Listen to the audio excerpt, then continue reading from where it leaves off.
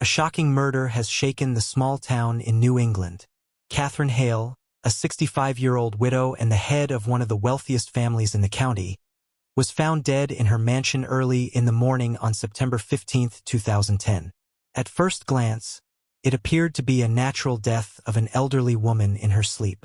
However, as the investigation progressed, increasingly disturbing details emerged, pointing to a carefully planned murder with a selfish motive. Those closest to Catherine, her own family members, became suspects. The murder case of Catherine Hale became one of the most high-profile and shocking cases in the history of this quiet town, shaking the community and sparking a wave of rumors. The tragic story of family feuds, greed, and betrayal hidden behind a facade of respectability continued to haunt the town's residents for a long time. At first glance, the Hale family represented a model of decency and family values. Catherine, the head of the family, had been widowed 10 years ago after the death of her husband, Robert, from a heart attack. They were survived by their only son, James, whom Catherine adored and tried to provide with the best of everything. James grew up a spoiled child, accustomed to getting whatever he wanted. As he matured, he began working in the family business under his mother's supervision, but he lacked enthusiasm, preferring to live lavishly off the family's wealth. 5 years ago, James married Sarah, his peer from a neighboring town. Sarah came from a middle-class family and eagerly embraced the wealth and luxury of the Hale family. However, the initial excitement soon gave way to disappointment and frustration. The controlling Catherine dominated everything, from the family business to Sarah's daily schedule. Sarah felt like an outsider in a home where she was viewed merely as a decorative addition to James. Behind the glossy veneer of family bliss, there were tense, almost hostile relationships. Catherine disapproved of the frivolous lifestyle of her son and daughter-in-law, their constant parties and reckless spending. She was in no hurry to hand over control of the business to James, considering him too irresponsible. Her will remained the main point of intrigue. Catherine kept its contents secret, leaving her son and daughter-in-law in suspense and uncertainty about the future distribution of the Hale fortune. On the morning of September 15, 2010, the Hale family's housekeeper, Dolores, came as usual to tidy up the mansion. No one answered her knocks or calls. Alarmed by the unusual silence, Dolores was about to leave when she noticed the back door slightly ajar. Upon entering the house, she immediately sensed that something was wrong. Everything seemed frozen in place, and the air was heavy and stale. Climbing upstairs to Catherine's bedroom, Dolores was met with a chilling sight. Her mistress lay unnaturally still and pale in her bed. With trembling hands, Dolores dialed 911. Paramedics arrived and declared her dead, presumably from a heart attack in her sleep. James and Sarah were summoned to formally identify the deceased.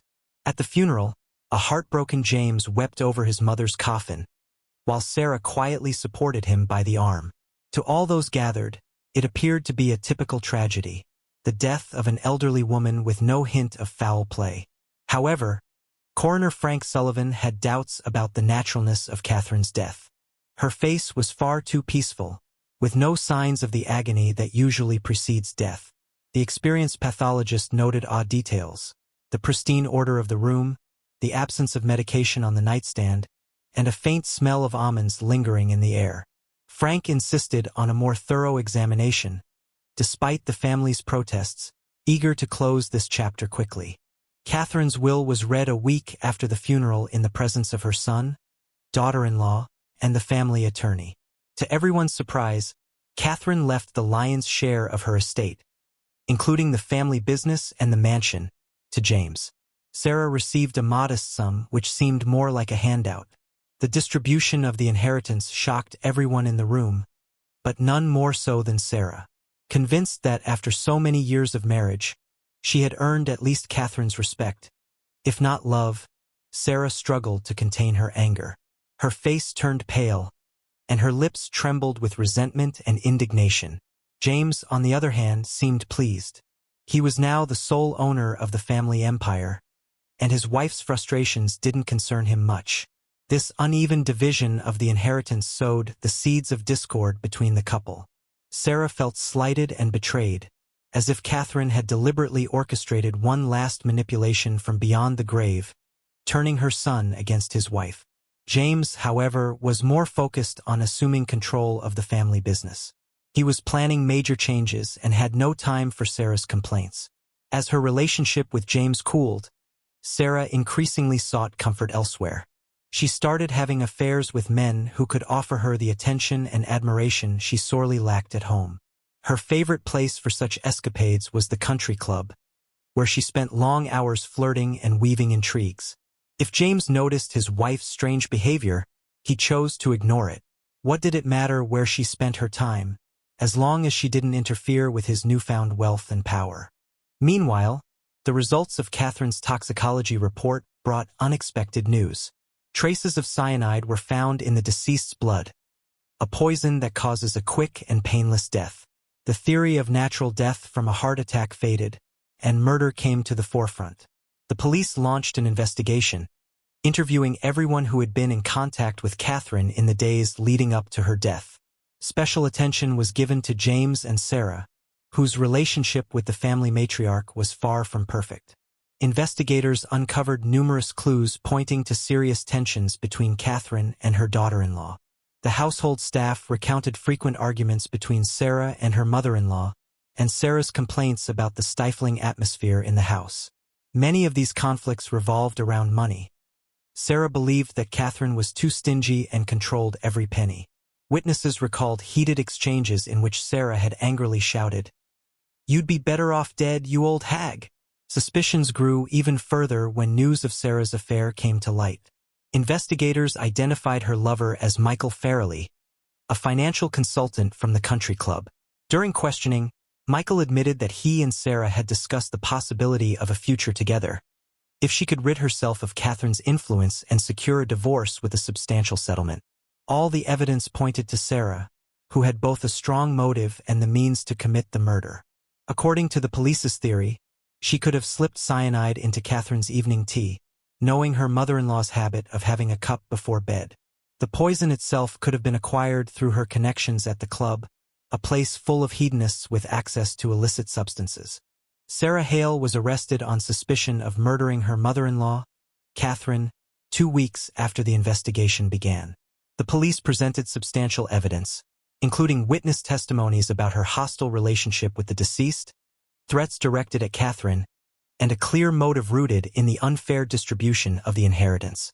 During interrogations, Sarah was defiant, vehemently denying any involvement. She claimed that her conflicts with Catherine were ordinary family squabbles and never escalated beyond that. Sarah insisted that on the night of Catherine's death, she had been at home with her husband, and she had no knowledge of any poisoning. However, Sarah's alibi didn't hold up. When James was questioned as a witness, he admitted that he couldn't be sure if his wife had been in their bedroom all night. He had taken sleeping pills and slept soundly, unable to notice if she had left the room.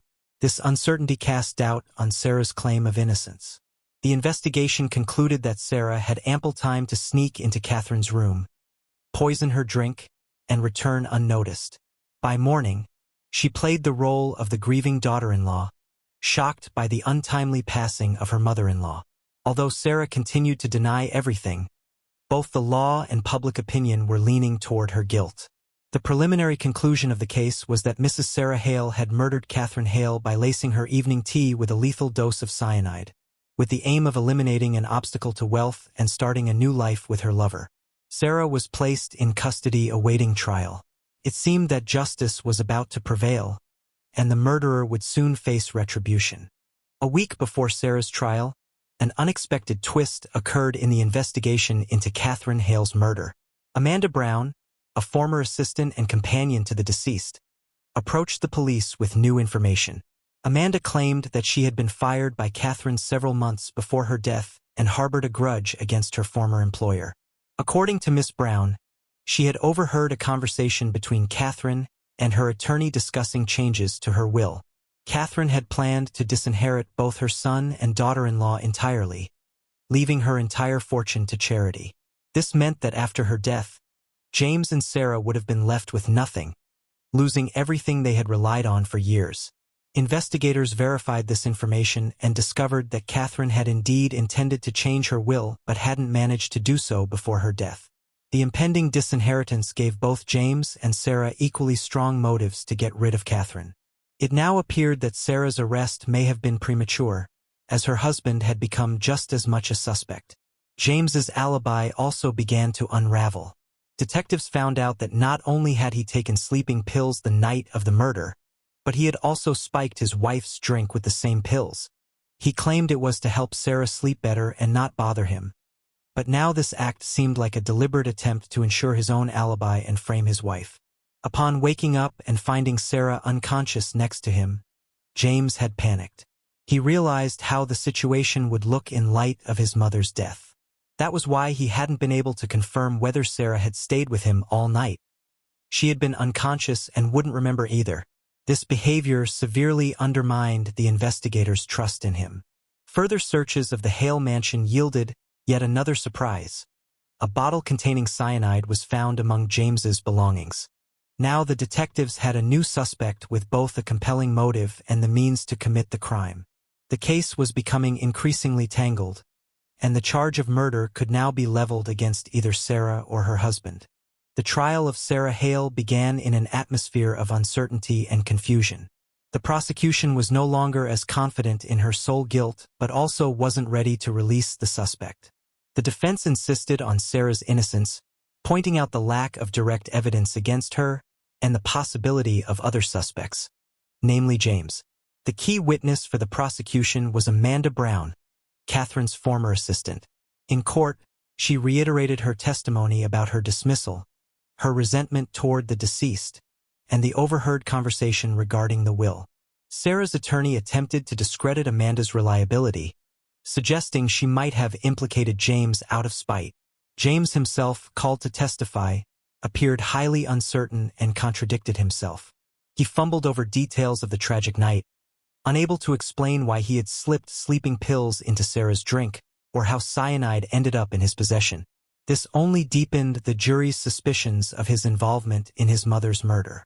The unexpected climax came during the final hearing when Dolores, the Hale family housekeeper, stormed into the courtroom.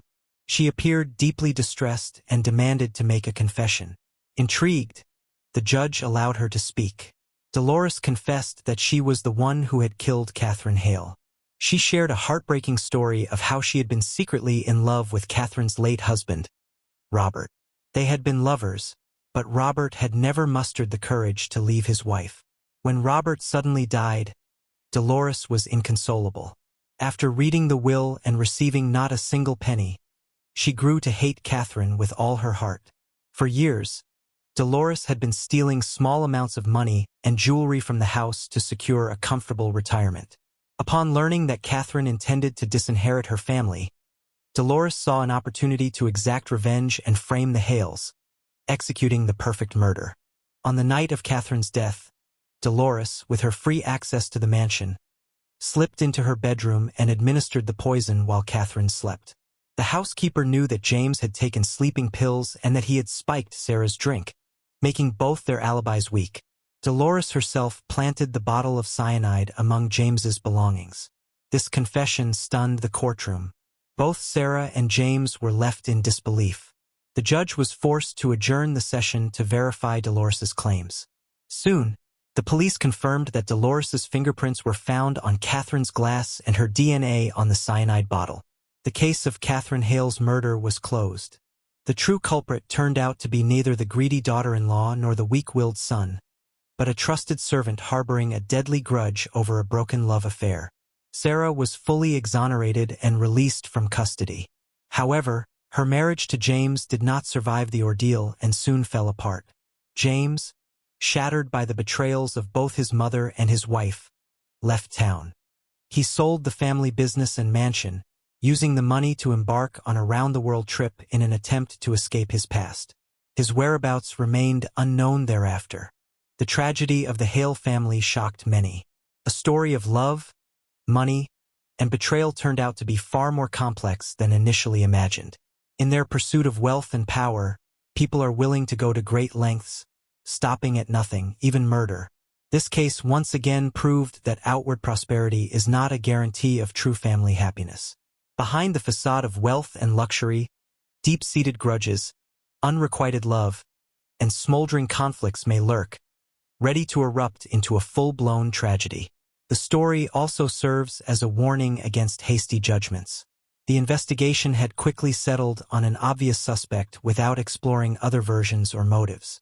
Only a series of coincidences and the belated confession of the true murderer restored justice. It is regrettable that this lesson came at the cost of so many shattered lives. The death of Catherine Hale marked a point of no return, after which her family fell apart, and those involved were left under the shadow of suspicion and emotional torment. Neither money nor power can undo that.